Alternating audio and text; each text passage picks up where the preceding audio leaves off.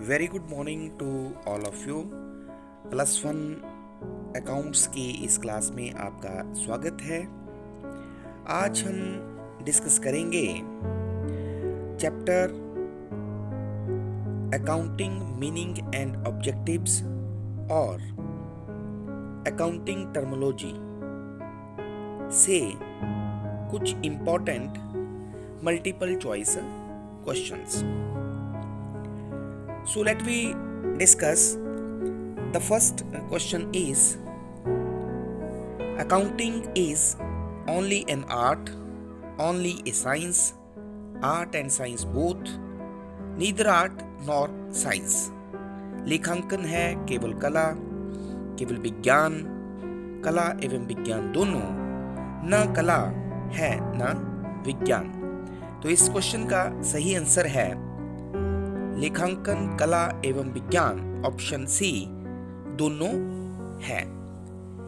कला से अभिप्राय किसी भी कार्य को करने के सर्वोत्तम ढंग से होता है। कला का उद्देश्य किसी विषय की वास्तविकता का बोध कराना एवं विद्यमान परिस्थितियों का सजीव चित्रण करना होता है। इसलिए लेखांकन के माध्यम से हम लेखांकन सिद्धांतों को प्रयोग कर वित्तीय स्थिति के बारे में सूचनाएं प्रदान करते हैं, अर्थात लेखांकन एक कला है। विज्ञान किसी भी विषय के नियमबद्ध, क्रमबद्ध एवं व्यवस्थित ज्ञान से अभिप्राय है। लेखांकन के भी अपने नियम हैं, सिद्धांत हैं, कंसेप्ट्स हैं, जिनका प्रयोग हम लेन देनों को लेखा पुस्तकों में लिखते समय करते हैं, अर्थात लेखांकन कला एवं विज्ञान दोनों है। Next question is, the work of accounting begins where the work of bookkeeping begins, where the work of bookkeeping ends, where the books are not written, where there is no object of keeping the books. लेखांकन का कार्य प्रारंभ होता है जहां वही खाते का कार्य प्रारंभ होता है, जहां वही खाते का कार्य समाप्त होता है, जहां वही खाते लिखे ही नहीं जाते और जहां वही खाते रखने का कोई उद्देश्य नहीं है। तो इसका सही आंसर है ऑप्शन बी, जहां वही खाते का कार्य समाप्त होता है। Accounting begins where the book keeping ends. Book keeping के अंतर्गत वित्तीय प्रकृति के लेन देनों का लेखा किया जाता है और उनका वर्गीकरण किया जाता है। वर्गीकरण के बाद उसका संक्षिप्तीकरण, समराइजेशन और वित्तीय विवरणों का प्रस्तुतिकरण जो है वो लेखांकन के अंतर्गत आता है। तो जहां पे बुक कीपिंग खत्म होती है वहीं पे लेखांकन का कार्य जो है वो शुरू होता है। Next question is, the work which is included in accounting are to record the business transactions into the journal, to post the business transactions into the ledger, to balance the accounts opened in the ledger, to prepare the profit and loss account and a balance sheet. तो इसका सही answer है option D, to prepare the profit and loss account and a balance sheet। तो लेखांकन के अंतर्गत जो है वो अंतिम खाते बनाकर इसके अंतर्गत लाभ हानि खाता और स्थिति विवरण जो है वो बनाया जाता है। Next question is, book keeping means to keep the books in a अलमीरा, to record the business transactions in the account books of the trading concern, to record the business activities by a trader in his diary, to write all the books. पुस्तपालन का अर्थ है पुस्तकों को अलमीरा में रखना, हिसाब किताब की पुस्तकों में व्यवहारिक लेन देनों को लिखना, व्यापारी द्वारा अपनी डायरी में व्यापारिक क्रियाओं को लिखना और समस्त पुस्तकों को लिखना। तो इसका सही आंसर है ऑप्शन बी, हिसाब किताब की पुस्तकों में व्यापारिक व्यवहारों को लिखना। तो बुक कीपिंग के अंतर्गत जो है to record the business transactions in the account books of the trading concern. Next question is the characteristics of the accounting are recording and classification, summary, analysis and interpretation, all of the above. तो लेखांकन की विशेषताएं हैं अभिलेखन एवं वर्गीकरण, सारांश, विश्लेषण एवं व्याख्या और उपरोक्त सभी। तो इसका सही आंसर है उपरोक्त सभी। ये सभी विशेषताएं जो है वो लेखांकन में पाई जाती हैं। Next question is accounting records. लेखांकन में लेखा होता है फाइनेंशियल ट्रांजैक्शंस का, वित्तीय व्यवहारों का, financial and non financial transactions का, वित्तीय एवं गैर वित्तीय व्यवहारों का, नन ऑफ द अबव, उपरोक्त में से किसी का नहीं, उपरोक्त ए एवं बी दोनों का। तो लेखांकन में जो है वो केवल वित्तीय लेन देनों का ही लेखा जो है वो किया जाता है। तो इसका सही आंसर जो है वो है ऑप्शन ए। नेक्स्ट क्वेश्चन है the functions of accounting are the calculation of profit and loss, to ascertain the financial position of the business, to provide the information to various parties, all of the above. लेखांकन के कार्य हैं लाभ हानि की गणना करना, व्यवसायिक वित्तीय स्थिति ज्ञात करना, विभिन्न पक्षकारों को सूचनाएं प्रदान करना और उपरोक्त सभी। तो इसका सही आंसर है ऑल ऑफ द अबव, उपरोक्त सभी।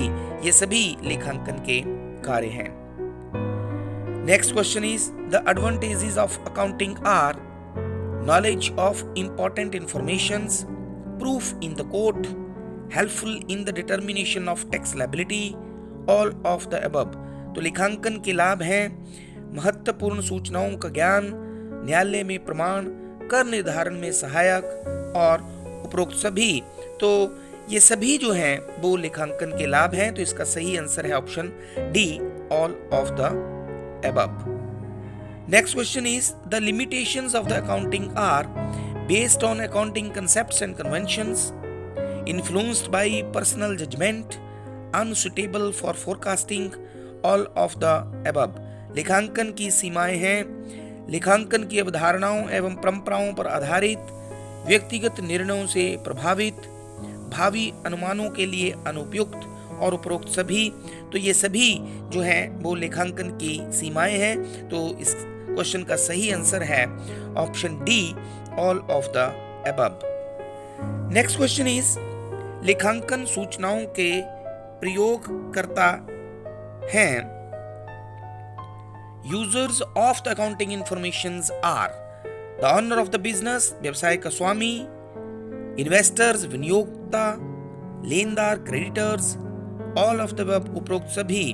तो सभी जो हैं व्यवसाय का स्वामी, लेनदार, विनियोगता लेखांकन सूचनाओं का प्रयोग करते हैं। तो इस क्वेश्चन का सही आंसर जो है वो ऑप्शन डी है, उपरोक्त सभी। Next question is accounting statements हैं not fully accurate, fully accurate, partially accurate और टोटली इनएक्यूरेट। लेखांकन विवरण पूर्णतः शुद्ध नहीं होते, पूर्णतः शुद्ध होते हैं, आंशिक तौर पे शुद्ध होते हैं और पूर्णतः शुद्ध होते हैं। तो इसका सही आंसर है लेखांकन विवरण जो है वो पूर्णतः शुद्ध नहीं होते, क्योंकि बहुत सी ऐसी त्रुटियां होती हैं जो लेखांकन सूचनाओं में पाई जाती हैं लेकिन उनका पता नहीं लगता है। नेक्स्ट क्वेश्चन है in book keeping all the transactions are recorded in primary books, posting is done in the ledger from the primary books, total of the ledger accounts and the balance of those accounts are calculated, all of the above। तो पुस्तक पालन में सभी सौदे प्रारंभिक पुस्तकों में लिखे जाते हैं, प्रारंभिक बहियों से खाता बही में खतौनी की जाती है, खाता बही के खातों के योग तथा शेष निकाले जाते हैं और उपरोक्त सभी, तो पुष्पालन में ये सभी कार्य किए जाते हैं, इसलिए इस क्वेश्चन का सही आंसर जो है वो है ऑप्शन डी, उपरोक्त सभी। नेक्स्ट क्वेश्चन है types of accounting are financial accounting, cost accounting, management accounting and all of the above. तो लेखांकन के प्रकार जो हैं वो वित्तीय लेखांकन, लागत लेखांकन, प्रबंधकीय लेखांकन और उपरोक्त सभी, तो ये सभी जो हैं वो लेखांकन के प्रकार हैं। तो इस क्वेश्चन का सही आंसर है option D, all of the above. Next question is लेखांकन सूचना पद्धति को बांटा जाता है। Accounting information system is divided in cash sub system, purchase and accounts payable sub system, sales and accounts receivable sub system and all of the above. तो लेखांकन सूचना पद्धति को बांटा जाता है रोकड़ उपपद्धति में, क्रय एवं देय खाते उपविधि में, विक्रय एवं प्राप्य खाते उपविधि में और उपरोक्त सभी। तो ये सभी जो है वो लेखांकन के पार्ट हैं, इसलिए इस क्वेश्चन का सही आंसर जो है वो है option D, all of the above. Next question is the features of the business transactions are economic activity, change in the financial position of the business, change to the measure in terms of money, all of the above। तो व्यवसायिक व्यवहारों की विशेषताएं हैं आर्थिक क्रिया, व्यवसाय की आर्थिक स्थिति में परिवर्तन, मुद्रा में मापने योग्य और उपरोक्त सभी। तो ये सभी जो हैं वो फीचर्स ऑफ द अकाउंटिंग में आते हैं। तो इसका सही आंसर जो है वो ऑप्शन डी है, all of the above. Fixed asset is land and building, closing stock, bill receivable, investment.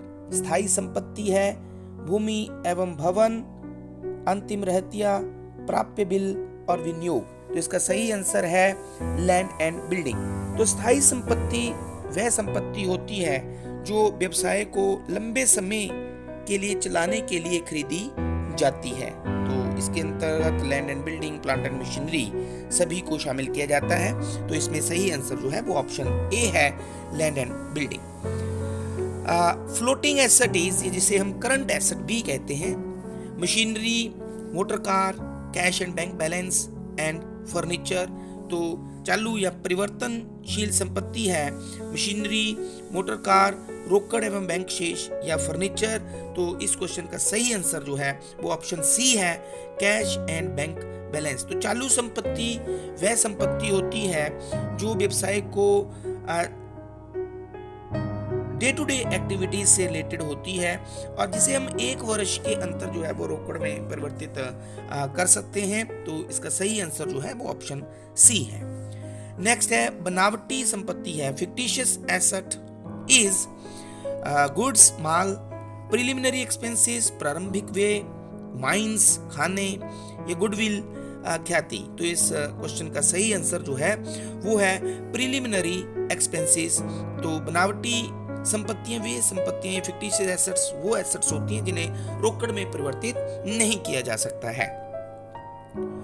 Next question है intangible asset is lease hold property, goodwill, investment, building. तो अमूर्त संपत्ति है पट्टे की संपत्ति, ख्याति, इन्वेस्टमेंट या भवन। तो इस क्वेश्चन का सही आंसर है ऑप्शन बी, गुडविल। तो अमूर्त संपत्तियां, इनटेंजिबल एसेट्स वे संपत्तियां होती हैं जिन्हें देखा नहीं जा सकता, जिन्हें छुआ नहीं जा सकता है। तो इसका सही आंसर जो है वो है option B, goodwill. Next question is fixed liability is bank overdraft, creditors, long term loans, short term loans. तो स्थायी दायित्व है बैंक आदि विकर्ष, लेनदार, दीर्घकालीन ऋण या अल्पकालीन ऋण। तो इस क्वेश्चन का सही आंसर है long term loans. Fixed liabilities basically स्थायी दायित्व ऐसे दायित्व होते हैं जिनका भुगतान एक वर्ष के बाद किया जाता है। तो इसका सही आंसर जो है वो ऑप्शन सी है। नेक्स्ट क्वेश्चन है current liability is creditors, debentures, buildings, long term loans. तो चालू दायित्व है लेनदार, ऋण पत्र, भवन या दीर्घकालीन ऋण। तो इस क्वेश्चन का सही आंसर है ऑप्शन ए, क्रेडिटर्स, लेनदार। तो करंट लायबिलिटीज या चालू दायित्व वे दायित्व होते हैं जिनका भुगतान जो है वो व्यवसाय द्वारा जो है वो 1 वर्ष के भीतर करना होता है। तो लेनदार जो होते हैं उनका भुगतान जो वो 1 वर्ष के अंदर करना होता है। नेक्स्ट क्वेश्चन है capital expenditure is salary, postage expenses, building construction expenses, repairing expenses. पूंजीगत व्यय हैं वेतन, डाक व्यय, भवन निर्माण के व्यय और मरम्मत के व्यय। तो इस क्वेश्चन का सही आंसर जो है वो है ऑप्शन सी, भवन निर्माण के व्यय, बिल्डिंग कंस्ट्रक्शन एक्सपेंसेस। पूंजीगत व्यय बेसिकली वे व्यय होते हैं जो स्थायी संपत्तियों को खरीदने और उनकी जो अर्निंग कैपेसिटी होती है उनको बढ़ाने के लिए किए जाते हैं। तो बिल्डिंग कंस्ट्रक्शन एक्सपेंसेस जो है वो स्थायी संपत्ति की अर्निंग कैपेसिटी या स्थायी संपत्ति को खरीदने से संबंधित है। तो इसलिए जो है इसका सही आंसर जो है वो सी ऑप्शन है। नेक्स्ट है revenue expenditure is preliminary expenses, wages of workers, commission to underwriters, purchase of investment. तो आयगत व्यय जो है वो प्रारंभिक व्यय, श्रमिकों की मजदूरी, अभिकोपकों का कमीशन या विनियोगों का क्रय है। तो इस क्वेश्चन का सही आंसर जो है वो है ऑप्शन बी, श्रमिकों की मजदूरी। अब आयगत व्यय रेवेन्यू एक्सपेंडिचर जो है वो बिजनेस के डे टू डे एक्टिविटीज या नॉर्मल ऑपरेशन से, दैनिक कार्य संचालन क्रियाओं से संबंधित होते हैं। तो इसलिए इस क्वेश्चन का सही आंसर जो है वो ऑप्शन बी है। नेक्स्ट है क्वेश्चन हमारे पास, live stock is horses, opening stock, closing stock and goods. तो जीवित स्टॉक है घोड़े, प्रारंभिक स्टॉक, अंतिम स्टॉक और माल। तो इस क्वेश्चन का सही आंसर है ऑप्शन ए, हॉर्सेस। तो लाइफ स्टॉक का मतलब लिविंग थिंग्स जो व्यवसाय में प्रयोग हो रही हैं वो लाइफ स्टॉक में आती हैं। नेक्स्ट क्वेश्चन जो है वो है trade discount is allowed at the time of receipt of payment, allowed at the time of sales of goods, allowed at the time of receipts of payment and sale of goods in both cases, not allowed in any above case। तो व्यापारिक कटौती भुगतान प्राप्त करते समय दी जाती है, माल बेचते समय दी जाती है। भुगतान प्राप्त करते समय या माल बेचते समय दोनों दिशाओं में दी जाती है या उपरोक्त किसी भी दिशा में नहीं दी जाती है। तो इस क्वेश्चन का सही आंसर जो है allowed at the time of sale of goods. तो व्यापारिक कटौती जो है वो माल को बेचते समय ग्राहकों को आकर्षित करने के लिए दी जाती है। नेक्स्ट क्वेश्चन जो है वो है cash discount is allowed at the time of sale of goods, allowed at the time of receipt of payment, allowed at the time of receipt of payment and sale of goods in both cases, not allowed in any above case। तो नगद कटौती जो है वो माल बेचते समय दी जाती है या भुगतान प्राप्त करते समय दी जाती है या भुगतान प्राप्त करते समय और माल बेचते समय दोनों दिशाओं में दी जाती है या उपरोक्त किसी भी दिशा में नहीं दी जाती। तो इस क्वेश्चन का सही आंसर जो है वो है option B, allowed at the time of receipt of a payment, भुगतान प्राप्त करते समय दी जाती है। Then next question is the drawing is treated when the trader withdraw the amount from business for personal use of amount for the payment to creditor, use of amount for the purchase of an asset and use of money for the payment of salary to employees।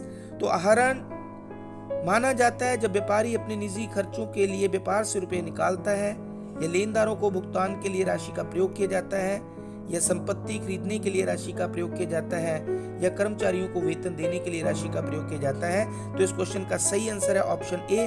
तो जब भी व्यापारी अपने निजी प्रयोग के लिए व्यापार से राशि निकालता है तो उसे हम ड्रॉइंग्स कहते हैं। The next question is assets are fix assets, floating assets, fictitious assets and all of the above. संपत्तियां होती हैं स्थायी संपत्तियां, परिवर्तनशील संपत्तियां, बनावटी संपत्तियां या उपरोक्त सभी। तो इस क्वेश्चन का सही आंसर जो है वो ऑप्शन डी है, all of the above. Now next question is assets mean those articles which are helpful in running the business, physical commodities, fixed commodities, all of the. तो संपत्तियों से अभिप्राय है वे मदें जो व्यवसाय चलाने में सहायक होती हैं, भौतिक वस्तुएं, स्थायी वस्तुएं और उपरोक्त सभी। तो इस क्वेश्चन का सही आंसर जो option A, those articles which are helpful in running the business. Next question is the goods are recorded in the books of accounts, purchase and sale, stock, purchase return and sales return and all of the above. तो लेखा करते समय माल को किस रूप में लेखा पुस्तकों में लिखा जाता है? क्रय और विक्रय के रूप में, स्कंद के रूप में, क्रय वापसी एवं विक्रय वापसी के रूप में, या उपरोक्त सभी। तो इस क्वेश्चन का सही आंसर जो है वो option D, all of the above. तो गुड्स को जब बुक्स ऑफ अकाउंट्स में लिखा जाता है तो उसे sale account, purchase account, sales return, purchase return form में लिखा जाता है। तो इस तरह से आज की इस वीडियो में हमने accounting meaning, objectives and accounting terminology से संबंधित जो है वो एमसीक्यू डिस्कस किए, जो कि आपके एग्जामिनेशन के लिए जो है वो बहुत हेल्पफुल हैं। Thank you very much.